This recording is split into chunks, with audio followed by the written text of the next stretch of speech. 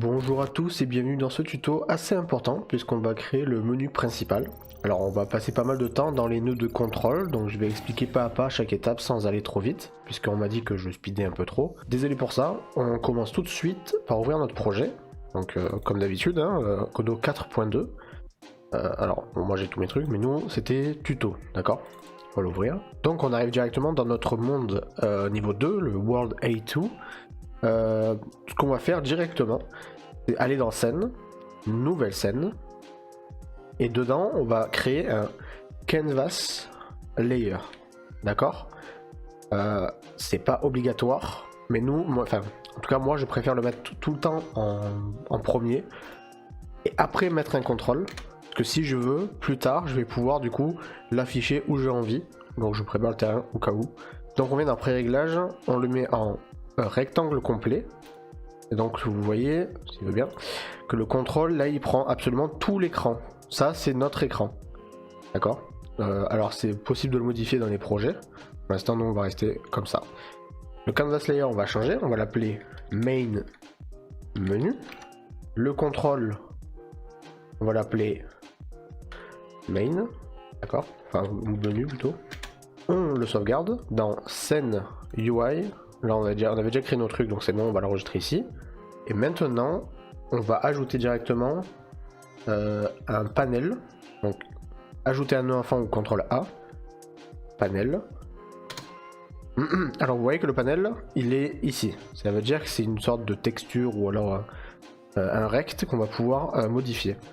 Nous, pareil, pour faire le background, on va le mettre on va le mettre au milieu, pardon. Et ça sera pas le background, ce sera le... Oui, ce sera le background de notre menu, pas de la scène. C'est-à-dire qu'on va mettre tous nos boutons, tous nos labels à l'intérieur. On ajoute... on ajoute un... Ça s'appelle un VBox. Alors si je me trompe pas, c'est VBox Container. Qu'on va mettre en dessous de panel.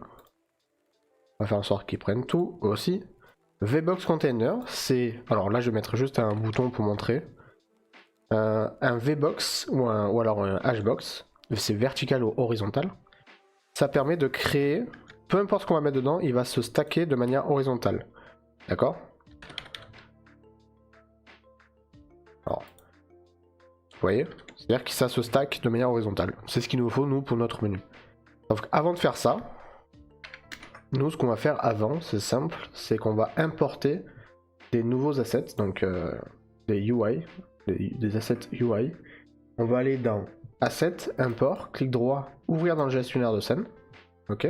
Ici, vous avez l'asset de ETA, ETA, qui met à disposition gratuitement une bibliothèque, un ensemble de textures qui vont nous aider à faire ce qu'on veut. Alors, on va le télécharger. Hop, on télécharge. On l'ouvre. Et ici, ça nous met directement ça, qui est un peu dommage. Donc nous, on va juste récupérer le nom. Voilà, ici. On va le créer ici, un dossier directement dedans. Ça sera plus simple, même plus propre. Voilà, et là on a juste à déplacer à l'intérieur, extraire ici, voilà. Alors il n'y a pas que ça à télécharger. Vous avez aussi un lien méga, puisque je modifie juste un peu, enfin je modifie deux choses dans son tileset, mais on va voir ça ensemble, c'est les boutons comme vous pouvez voir. Pareil, de la même manière, vous allez le mettre bouton seed à l'intérieur de import, et on verra ça tout à l'heure. Quand l'import est terminé, vous pouvez appuyer sur import ici, et vous allez avoir donc bouton seed et fantasy minimal pixel art. Maintenant qu'on a fait ça, dans le VBox container, on va faire un clic droit, et dedans on va mettre un label, d'accord?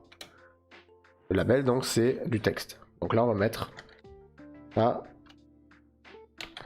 à vous de choisir. Voilà. Alors, je laisse ça, c'est juste pour donner un exemple. Donc vous voyez là, c'est quand même assez austère. Donc nous, ce qu'il nous faut, c'est dans menu, dans thème, ici, c'est créer un thème. Donc on va le faire tout de suite.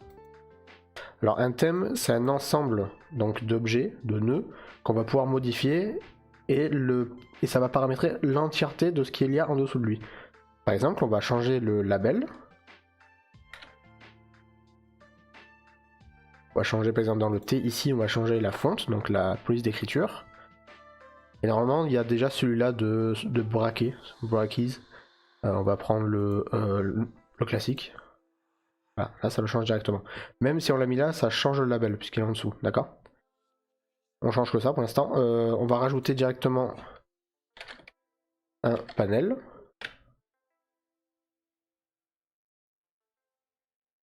Style, on appuie sur le plus. Et dedans, alors on met pas une texture. Alors vous pouvez, si vous voulez mettre une texture, juste ça. Nous pour l'instant on va juste mettre un style box flat. Alors on clique dessus, ça va nous ouvrir ici. Et on va changer le color.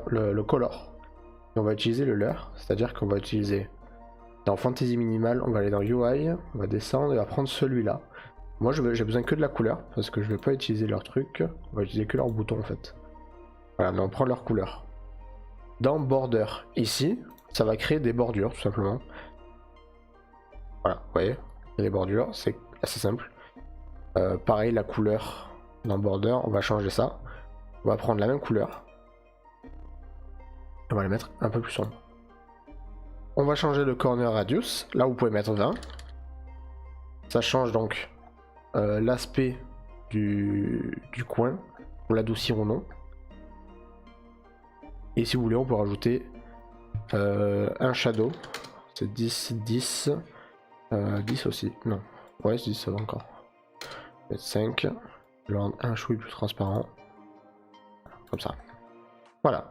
Maintenant que ça c'est fait, dans le VBox, on va changer sa manière de procéder. C'est-à-dire que là, il prend l'entièreté du panel. Nous, on veut que ça soit un peu plus bas. Donc, on prend un bordure, enfin un point rouge ici, peu importe lequel. On appuie en même temps sur Alt. Et maintenant, ça va garder l'aspect. Enfin, ça va rester au centre en tout cas. Donc, nous, on va le mettre, je sais pas, on va dire comme ça. Pour que ça soit, que ça rentre bien. Hein, sauvegarde, n'oublie pas. Et on va ajouter tout simplement des boutons. Voilà. Alors, on peut ajouter des textures boutons ou des boutons classiques. Nous, on va ajouter des textures boutons. D'accord. Dans texture ici, on va mettre le leurre. Le leurre, c'est celui-là, le 52 sur 14. Alors, vous voyez, il y a quand même un petit souci. Il est un peu bizarre. C'est parce que dans le stretch mode, on va sélectionner le Keep Aspect Centered. Ok. On descend, on va dans le Layout, Container Sizing, et ici on va développer le remplissage. Voilà, ça c'est normal hein, que ça soit aussi gros, il n'y a pas de souci. Dedans, pareil, on clique sur Texture bouton à gauche, CTRL A, on va ajouter un label, on va le centrer, donc ça va centrer le bouton. On va mettre, ça sera le bouton Play pour jouer.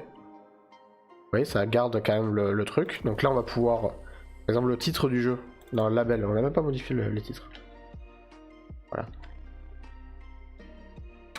Voilà. On va le mettre un petit peu plus gros. Donc dans Theme Overdrive. Theme Overdrive, ça veut dire que ça va garder le thème en place, mais ça va ajouter par-dessus. Par exemple, là, on va ajouter plus de, hop, on va dire 32. Je sais pas, on verra. Le thème, on va le laisser comme ça. Le texture bouton, on va le renommer en Play, pour pas qu'on se perde. Et maintenant, on va faire un CTRL D.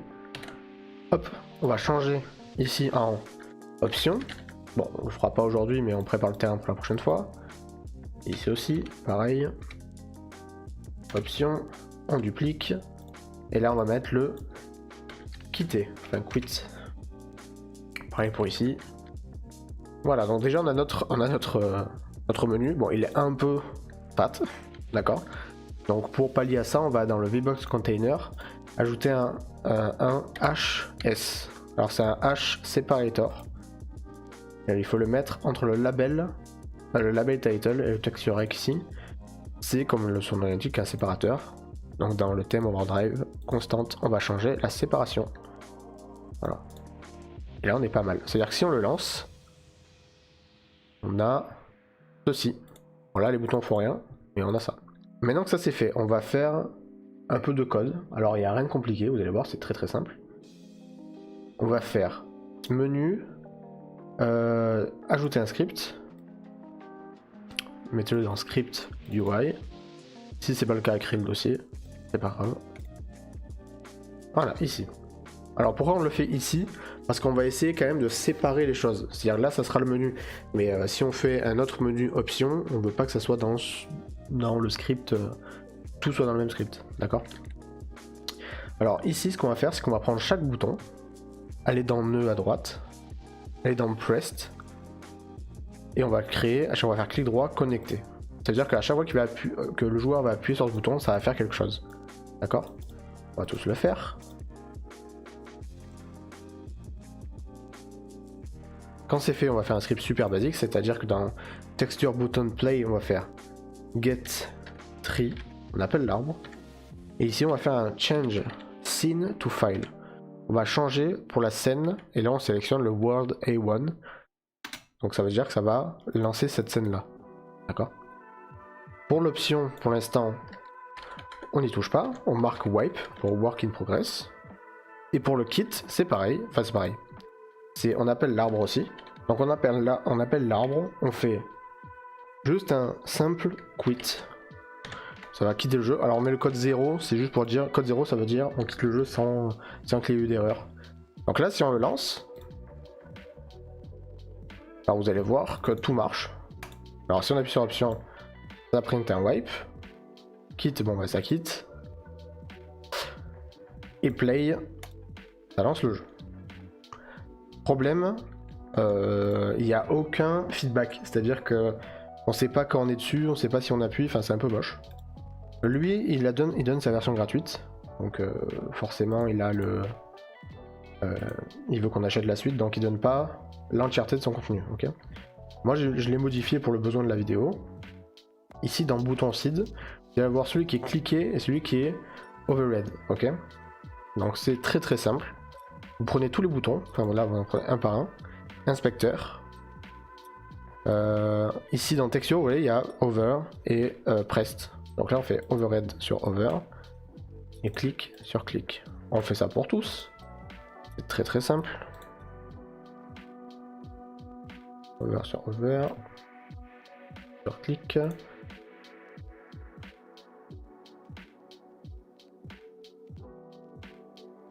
Quand c'est fait, on peut lancer le jeu, vous allez voir la différence tout de suite.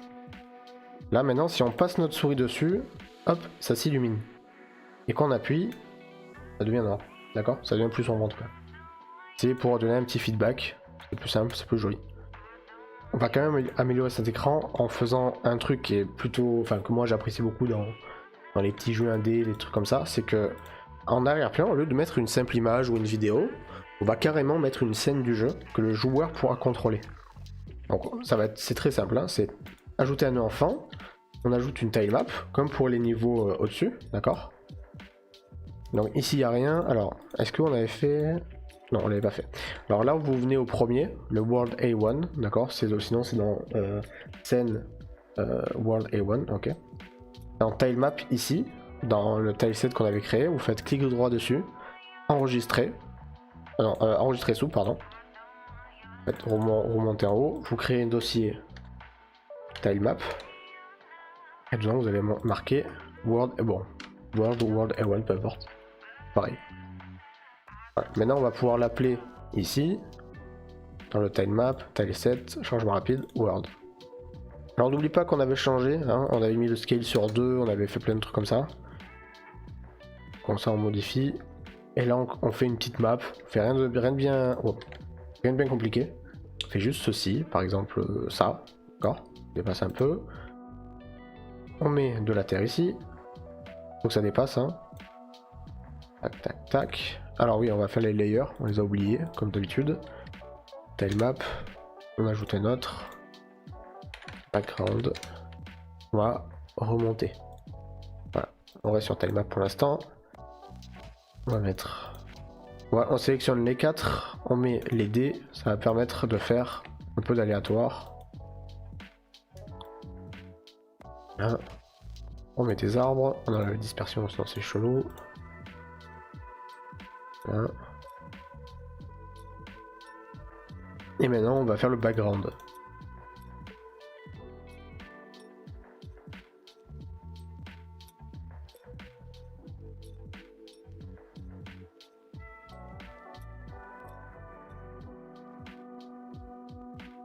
Voilà.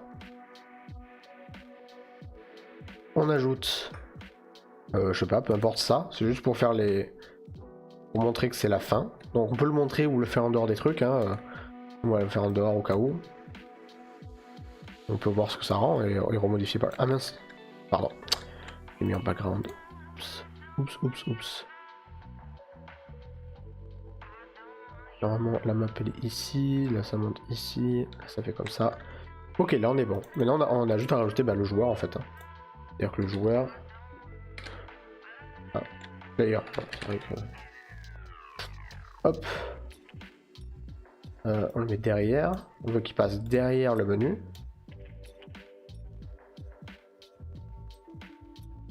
Scale sur 2. Non. Lui. Transforme scale sur 2. Et là quand on lance le jeu normalement... Voilà, là on a notre personnage. Bon là je sais pas pourquoi il marchait lentement mais... Je crois pas hein. Ah parce que le speed on l'avait modifié directement dedans c'est ça. On va voir. Player, ah on avait mis à 150, mince. Hop, on va le modifier. Ah bah speed à 100, bah c'est bon. Ah je l'ai modifié sans faire exprès, c'est ça que je suis en train de dire?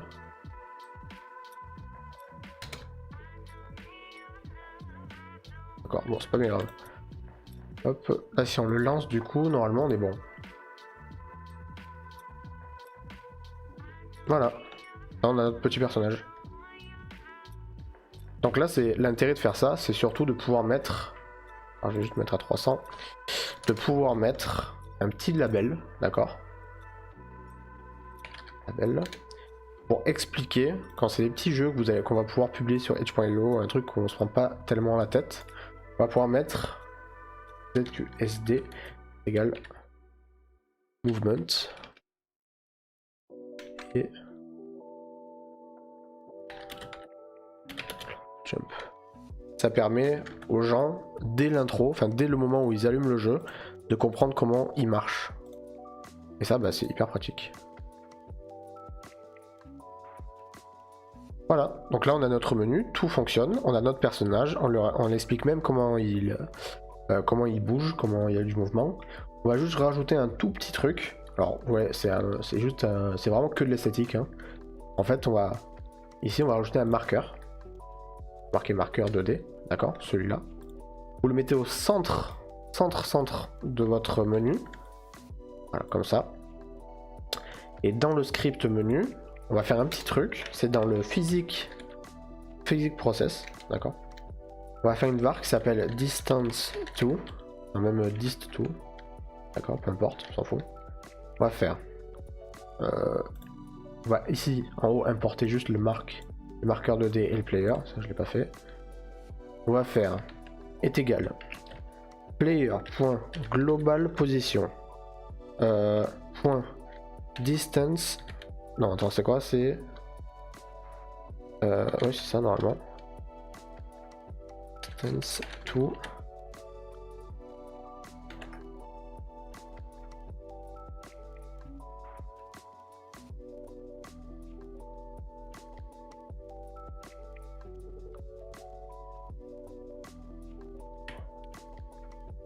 Alors, je sais pas pourquoi il me le sort pas. Qu'est-ce que j'ai fait? Ouais, bah ça a l'air bon. Je sais pas pourquoi il me l'a pas sorti. C'est bizarre. Ah mais il me le sort. Non mais je sais pas. Il me l'a sorti. Enfin il me l'a sorti ça comme si c'était un truc qui était pas bon. Bref, en tout cas on calcule la distance entre le point, donc le centre, et notre joueur. Et on prend, par exemple, je sais pas, ici, d'accord, on va dire ici. 294 et... Ouais, je vérifie ici aussi. Ouais, on va dire c'est 300, ouais, 294, ouais. On va dire 294, ok. On va faire un if distance to, d'accord, est inférieur à 294, alors il va se passer quelque chose. Ce qui va se passer, ça va être simple, c'est que nous on veut que ça, dans le modulate, ça diminue d'opacité pour qu'on voie le joueur derrière. C'est juste pour, en fait, ça vous permet aussi de vous montrer comment fonctionne le LERP. Ça a l'air un peu difficile vu comme ça, mais vous allez voir, c'est très simple. Alors, premièrement, dans le script du menu, on va juste faire un export var, d'accord. On va marquer opacity est égal color. 1, 1, 1, 0. D'accord. C'est-à-dire que ici, on a déjà un truc transparent, d'accord? On va pas le mettre full transparent, on va le mettre genre, je sais pas, comme ça, tu vois. On va voir.